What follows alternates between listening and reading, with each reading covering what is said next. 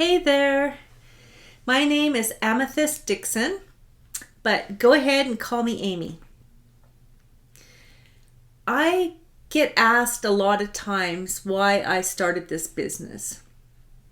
So I decided I wanted to take a moment with you to share that reason that I created this business. Pretty much anyone who knows me, they know that I like people. And any job I've ever taken since, I was 13 years old, it's been pretty much centered around people so that I could spend time with people. And it's never been about what age they are. Even when I was younger, some of my best friends were elderly people in my community.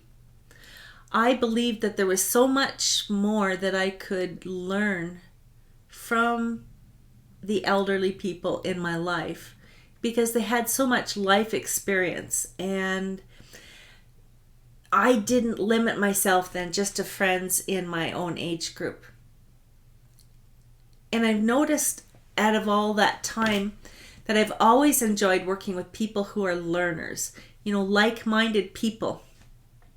So it's very close to my heart having the opportunity to help people to gain confidence in themselves. My mom, she wasn't a native English speaker, and I'd have to say that as her English improved, so did her self-esteem. I've found that when the people in my life were able to increase their self-esteem, they felt more in control, over their positive experiences. So today, those people, they've become very creative at exploring all the new possibilities for themselves. It's just amazing to see them come out and be themselves. As I mentioned just before, I love to work with anyone thirsting for knowledge and that desire to grow. So I work with all kinds of people.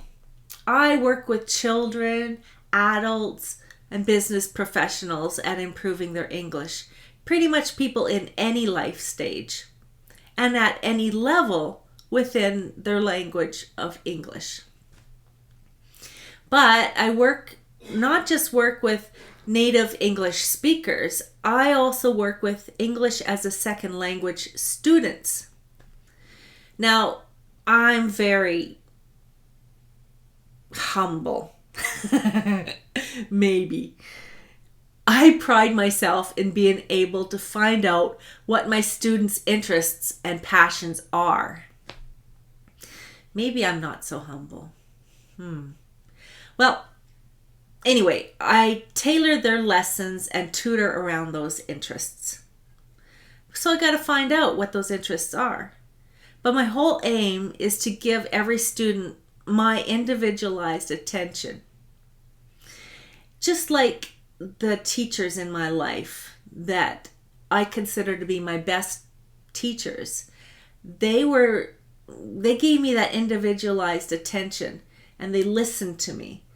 And I didn't feel like some number, in their books, reading out the roll call. Is Amethyst Dixon here? Present.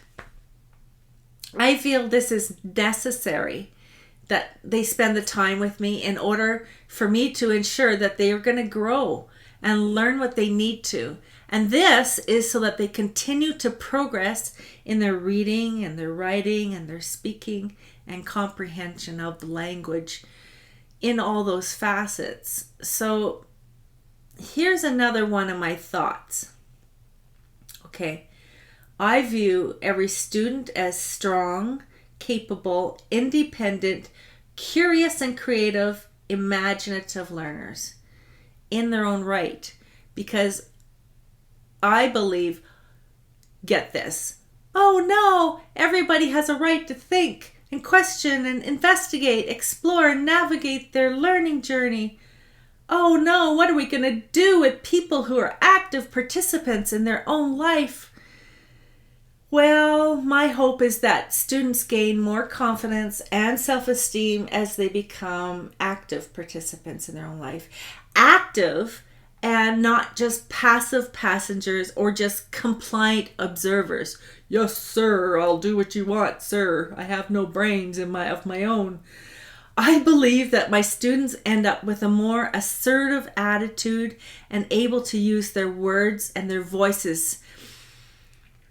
And this can be in many situations. For instance, dealing with bullies. Now, that can be all kinds of people. That can be adults, that can be children, that can be people in the community. That could be people as we get older and that are in our lives. It could be mates, it could be our best friends, We need to be assertive and speak up for ourselves in certain situations. Now, here's an example or two.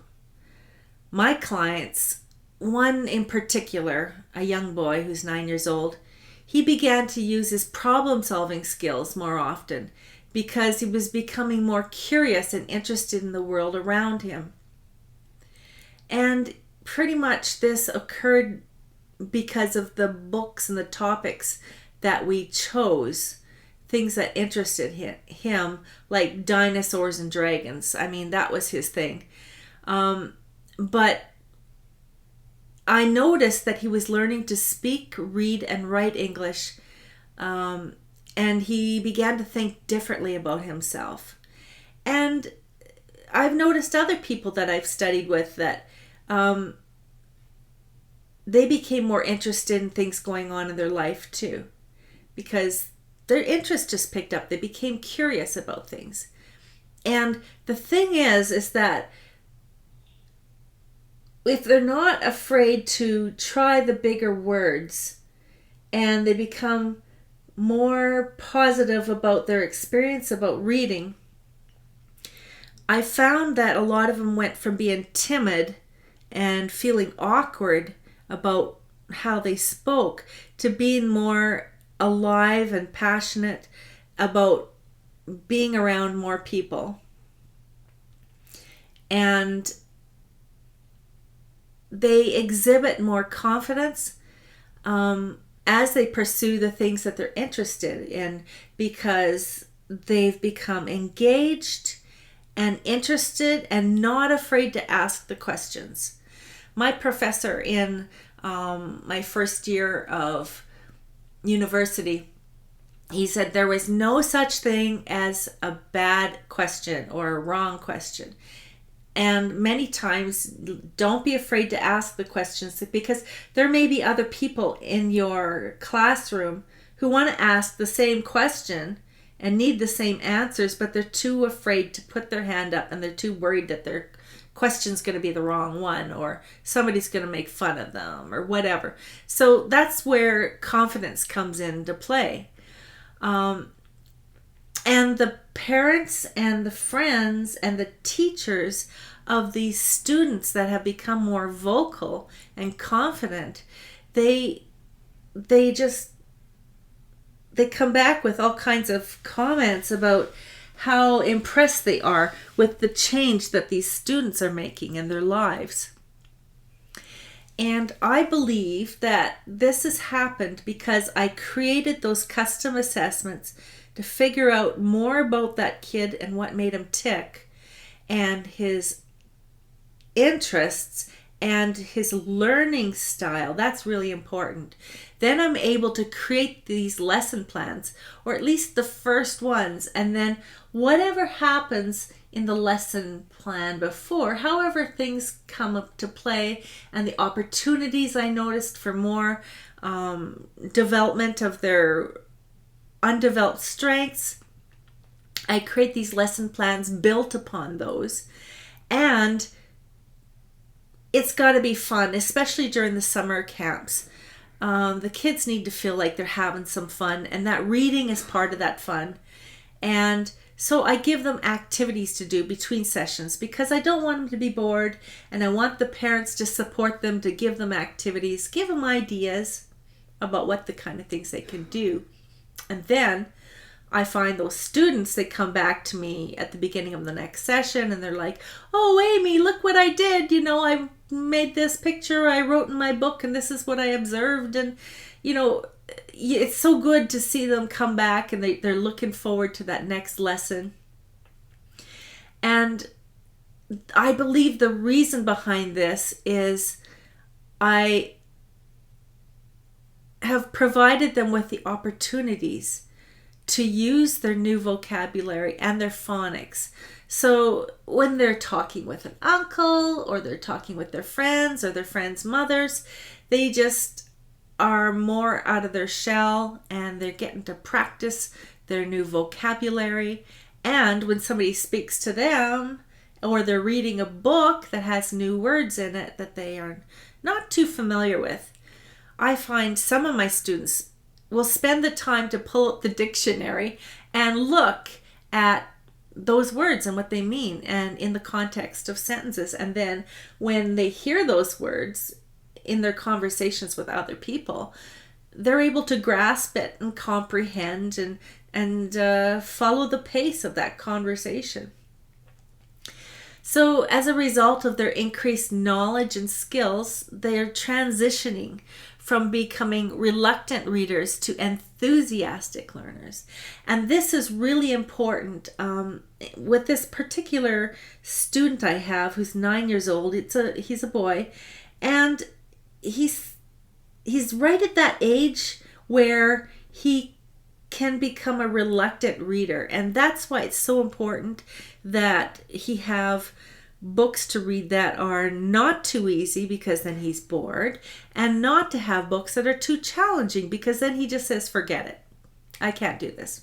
So it's important for me to do that assessment, find out where he's at, and then just work with that, go with that.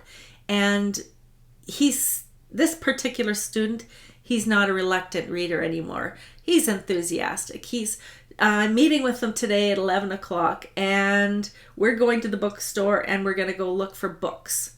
And he's setting himself up for summer. So that's just great. I'm excited about that too.